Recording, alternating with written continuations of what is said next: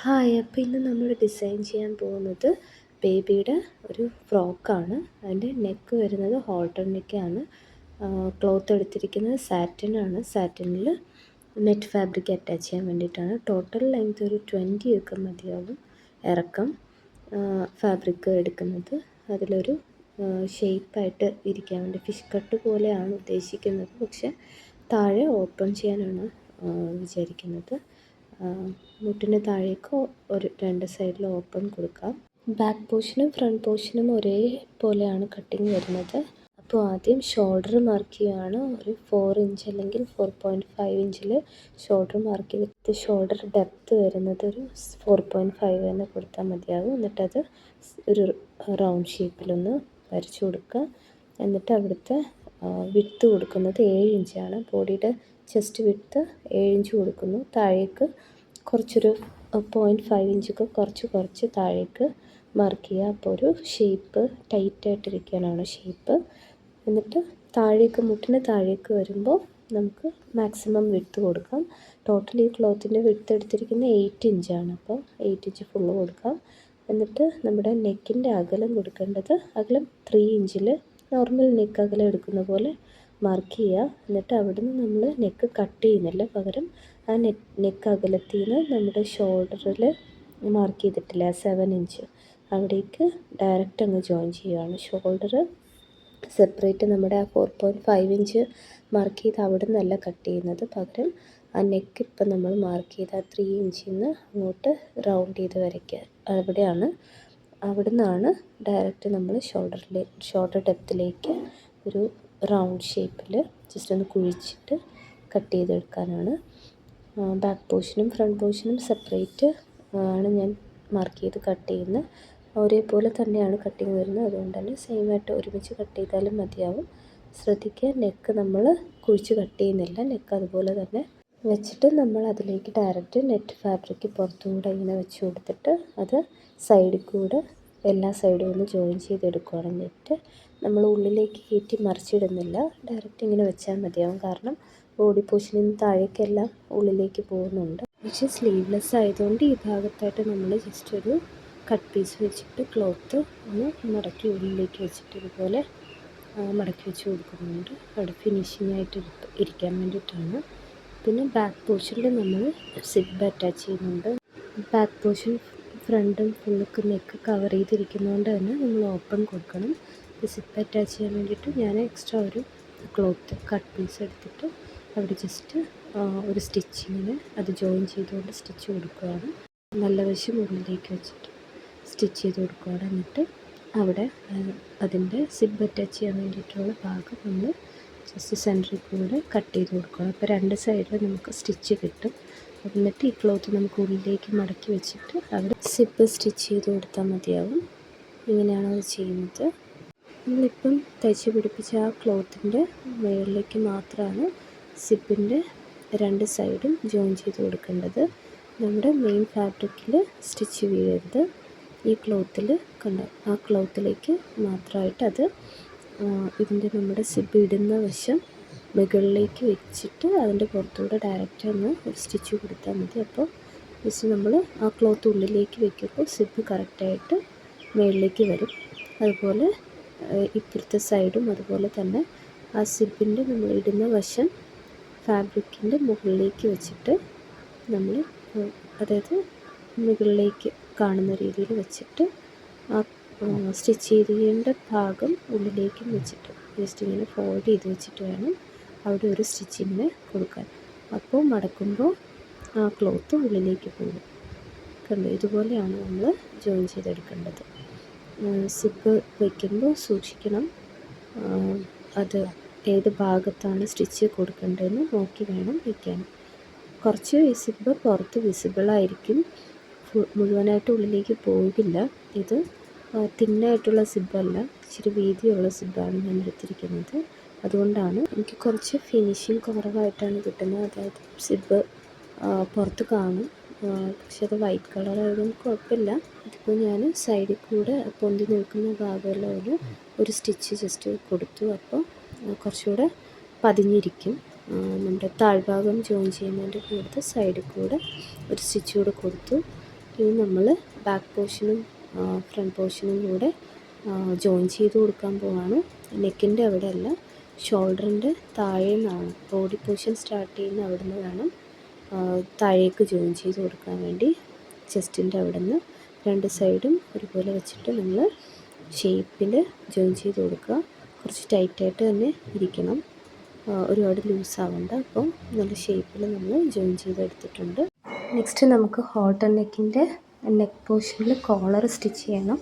കോളറിന് വേണ്ടിയിട്ട് ഞാൻ സാറ്റൻ ക്ലോത്താണ് എടുത്തത്. ഇത് നമുക്ക് ജസ്റ്റ് റൗണ്ടായിട്ട് നമ്മൾ സ്റ്റിച്ച് ചെയ്ത് കൊടുക്കാൻ വേണ്ടിയിട്ടാണ്. അപ്പോൾ ഒരു 3 ഇഞ്ചൊക്കെ വീതിയിലെടുക്കുക, മടക്കി അടിക്കണം. അപ്പോൾ 3 ഇഞ്ചൊക്കെ വീതിയിലെടുത്തിട്ട് നീളം ഒരു കുഞ്ഞിൻ്റെ നെക്ക് റൗണ്ട് വരുന്നത് 15 ഇഞ്ചാണ്. അപ്പോൾ അതിൽ നമ്മൾ എക്സ്ട്രാ ഒരു 4 ഇഞ്ച് കൂടെ ഇട്ട് കൊടുക്കണം. പ്ലസ് നമുക്ക് മടക്കി അടിക്കാനും എല്ലാം കൂടെ ഒരു 20 ഇഞ്ചൊക്കെ നീളത്തിൽ നമുക്ക് ക്ലോത്ത് എടുക്കാം നീളത്തിൽ. എന്നിട്ട് നമ്മൾ കറക്റ്റ് മടക്കി അതിൻ്റെ സെൻറ്റർ പോർഷൻ ജസ്റ്റ് ഒരു കട്ട് കൊടുക്കുക. സെൻറ്റർ കറക്റ്റ് നമ്മുടെ ഫ്രണ്ട് നെക്കിൻ്റെ സെൻറ്ററിൽ വെച്ചിട്ട് വേണം സ്റ്റിച്ച് ചെയ്ത് തുടങ്ങാൻ വേണ്ടിയിട്ട്. അവിടെ നിന്നാണ്, അതുകൊണ്ടാണ് അവിടെ നമ്മളൊരു കട്ട് ചെയ്ത് കൊടുത്തിട്ട് കറക്റ്റ് നമ്മുടെ ഫ്രണ്ട് നെക്കിൻ്റെ സെൻറ്ററിലായിട്ട് ആ കട്ടിങ് വരുന്ന രീതിയിൽ വെക്കുക. എന്നിട്ട് നമുക്ക് ഫ്രണ്ടിൽ നിന്ന് ജോയിൻ ചെയ്ത് സ്റ്റാർട്ട് ചെയ്യാം. സ്റ്റിച്ച് ചെയ്ത് കഴിഞ്ഞിട്ട് നമുക്ക് എക്സ്ട്രാ വരുന്ന നീളം ഉണ്ടെങ്കിൽ കട്ട് ചെയ്ത് മാറ്റാം. നമ്മൾ സാറ്റിൻ ക്ലോത്ത് തന്നെ കൊടുക്കുന്നത് കഴുത്തിൽ ഇങ്ങനെ കുഞ്ഞിനെ ടച്ച് ചെയ്യുമ്പോൾ അവിടെ ഇച്ചിങ് ഒന്നും വരാതിരിക്കാനാണ്. നെറ്റിൻ്റെ ഫാബ്രിക് കൊടുക്കുകയാണെങ്കിൽ ചിലപ്പോൾ കഴുത്തിൽ ഒരു ഇറിറ്റേഷൻ ആയിരിക്കും കുഞ്ഞിന്. അതുകൊണ്ട് സാറ്റിൻ ആകുമ്പോൾ നല്ല ഒഴുകി കിടക്കുന്ന ക്ലോത്തല്ലേ, അപ്പോൾ നല്ലതായിട്ടിരിക്കും. പിന്നെ ഈ സാറ്റിൻ നോർമൽ ഒരു 45 റുപ്പീസിൻ്റെയൊക്കെ സാറ്റിനൊക്കെ ആണെങ്കിൽ അത് പെട്ടെന്ന് തന്നെ തുന്നിപ്പോവും, പിരിഞ്ഞു പോവും ആ നൂലൊക്കെ. പക്ഷേ ഇത് ഇച്ചിരി 80 റുപ്പീസൊക്കെ ഉണ്ട് ഈ സാറ്റിൻ. അത്യാവശ്യം കട്ടിയുണ്ട്. അതുകൊണ്ട് തന്നെ ഉള്ളിൽ വേറെ ലൈനിങ് ക്ലോത്ത് നമ്മൾ കൊടുക്കുന്നില്ല. ഈ സാറ്റിൻ തന്നെ വെച്ചിട്ടാണ് നമ്മൾ ഫുള്ള് സ്റ്റിച്ച് ചെയ്യുന്നത് ബാക്ക് പോർഷനിലൊക്കെ. കാരണം ഇത് പോകുന്ന ടൈപ്പ് സാറ്റിൻ അല്ല. ഞാൻ മുമ്പൊരു വീഡിയോ ഇട്ടിട്ടുണ്ട്, ഒരു റെഡ് കളറ് ഷോർട്ട് ബ്ലൗസിൻ്റെ പ്രിൻസസ് കട്ട്. അപ്പോൾ അതിൻ്റെ ക്ലോത്തിൽ നമ്മൾ ഉള്ളിൽ ലൈനിങ് കൊടുക്കുന്നുണ്ട്, പുറത്ത് നെറ്റും അറ്റാച്ച് ചെയ്യുന്നുണ്ട്. അതിൽ ആ സാറ്റിൻ വളരെ പെട്ടെന്ന് തന്നെ അതിൻ്റെ നൂലൊക്കെ പോകുന്ന ടൈപ്പാണ്. അതുകൊണ്ടാണ് ലൈനിങ്ങൊക്കെ കൊടുത്ത്. ഇതിപ്പോൾ നമുക്ക് നെക്കിൽ ഇതന്നെ മാത്രം മടക്കി വെച്ചാൽ മതി. ഫ്രണ്ട് പോർഷൻ ഫുള്ള് നമ്മളിങ്ങനെ ജോയിൻ ചെയ്ത് കൊടുത്തിട്ട് ബാക്കിലേക്കുള്ളത് ജോയിൻ ചെയ്യുമ്പോൾ നമ്മൾ സൂക്ഷിക്കുക. ഫ്രണ്ട് എൻഡ് ചെയ്യുന്ന അവിടെ നിന്ന് 2 ഇഞ്ച് വിടുക, ഒഴിച്ച് വിടുക, തയ്ക്കാതെ വിട്ടിട്ട് ബാക്കി വരുന്ന പോർഷനിൽ വേണം ബാക്ക് പോർഷൻ ജോയിൻ ചെയ്യുക. 2 സൈഡിലും അതുപോലെ 2 ഇഞ്ച് വിട്ട് കൊടുക്കുക. ഒരു തയ്യലും കൊടുക്കാതെ വിട്ട് കൊടുക്കുക. എന്നിട്ട് ബാക്കി വരുന്ന പാർട്ടിൽ ബാക്ക് പോർഷൻ്റെ ഫസ്റ്റ് ഹാഫ് ജോയിൻ ചെയ്യുക. സിബിൻ്റെ ഒരു സൈഡ് ജോയിൻ ചെയ്യുക, അടുത്ത സൈഡ് അതുപോലെ സിബിൻ്റെ അടുത്ത ഭാഗം ആ എൻഡിൽ അടുത്ത് ജോയിൻ ചെയ്യുക. എൻഡ് നമ്മൾ 2 സൈഡിലും ജസ്റ്റ് ഒന്ന് ക്ലോസ് ചെയ്ത് സിബിൻ്റെ ഉള്ളിലേക്ക് വെച്ചിട്ട് മടക്കി അടിച്ചു കൊടുക്കുക. അവിടെ നമുക്ക് എന്തെങ്കിലും ഹുക്ക് എന്തെങ്കിലും വെക്കണം. ഇതുപോലെ ക്ലോസ് ചെയ്യാം. ഞാനിവിടെ ബട്ടൺ വയ്ക്കാമെന്നാണ് വിചാരിക്കുന്നത്. ഇനി നമ്മൾ ആ ക്ലോത്ത്, ആ കോളറിൻ്റെ അടുത്ത ക്ലോത്ത് കറക്റ്റ് ഹാഫായിട്ട് മടക്കി നമ്മുടെ ഉള്ളിലെ തയ്യൽ പുറത്ത് വരാത്ത രീതിയിൽ ഇതുപോലെ ക്ലോസ് ചെയ്ത് ജസ്റ്റ് ഒന്ന് ഒരു സ്റ്റിച്ച് കൊടുക്കുക. ഇതുപോലെയാണത്. കറക്റ്റ് ഫിനിഷിംഗ് ആയിട്ട് നമുക്ക് കിട്ടും. ഉള്ളിലെ സ്റ്റിച്ചൊന്നും നമുക്ക് പുറത്ത് കാണാൻ പറ്റില്ല, കാരണം നമ്മൾ ആ ഉള്ളിലെ ജോയിൻ ചെയ്ത ഭാഗത്തെല്ലാം ജസ്റ്റ് ക്ലോസ് ചെയ്തിട്ടാണ് ഈ കോളറിൻ്റെ പാർട്ട് ഉള്ളിലേക്ക് മടക്കി വെച്ചിട്ട് അതെല്ലാം ഉള്ളിലേക്ക് ആക്കിയിട്ടാണ് നമ്മൾ ജോയിൻ ചെയ്തെടുത്തിട്ടുള്ളത്. അതുകൊണ്ട് കറക്റ്റ് ഫിനിഷിങ്ങിൽ നമുക്ക് കിട്ടും. ഇവിടെ ജസ്റ്റ് ബട്ടൺ വയ്ക്കുക, ബട്ടൺ വെച്ച് ഇതുപോലെ ജോയിൻ ചെയ്ത് കൊടുത്താൽ മതിയാവും. അപ്പോൾ നമ്മുടെ നെക്ക് കറക്റ്റ് കയറി ഇരുന്നോളും. പിന്നെ ഇതിൻ്റെ താഴ്ഭാഗം എല്ലാം ജസ്റ്റ് ജോയിൻ മടക്കി ഉള്ളിലേക്ക് വെച്ചൊന്ന് ഫിനിഷ് ചെയ്ത് വിടുക. ഇറക്കം കൂടുതലാണെങ്കിൽ ജസ്റ്റ് കുറച്ച് ഇറക്കം കട്ട് ചെയ്ത് മാറ്റാം, അല്ലെങ്കിൽ അവിടെ ഉള്ളിലേക്ക് മടക്കി വെച്ചിട്ട് നമുക്ക് എന്തെങ്കിലും ഡിസൈൻ കൊടുക്കാം. നോർമലി നെറ്റ് തന്നെ വെച്ചിട്ടൊന്ന് മടക്കി അടിക്കാറുണ്ട്. പക്ഷേ ഇത് ഓൾറെഡി എനിക്ക് ഒരു ബേബിക്ക് ഇറക്കം കൂടുതലായതുകൊണ്ട് ഞാൻ വീണ്ടും വലിയൊരു ഫാബ്രിക് വെക്കുന്നില്ല. ചെറുതായിട്ട് ഇതിൻ്റെ തന്നെ മേളിലായിട്ട് ഒരു സാറ്റിൻ ഇങ്ങനെ നീളത്തിലെടുത്തിട്ട് മടക്കി ഒരു ഡിസൈൻ പോലെ കൊടുക്കാമെന്നാണ് വിചാരിക്കുന്നത്. തീരെ ഇറക്കാതെ ഈ മടക്കി തച്ചിരിക്കുന്നതിൻ്റെ മുകളിൽ മാത്രം വെച്ചിട്ട് ഇറക്കം ഇല്ലാതെ ജസ്റ്റ് ഒരു ഡിസൈൻ കൊടുക്കാൻ വേണ്ടി മാത്രം ഇതുപോലെ ഒന്ന് മടക്കി അടിക്കുന്നുണ്ട്.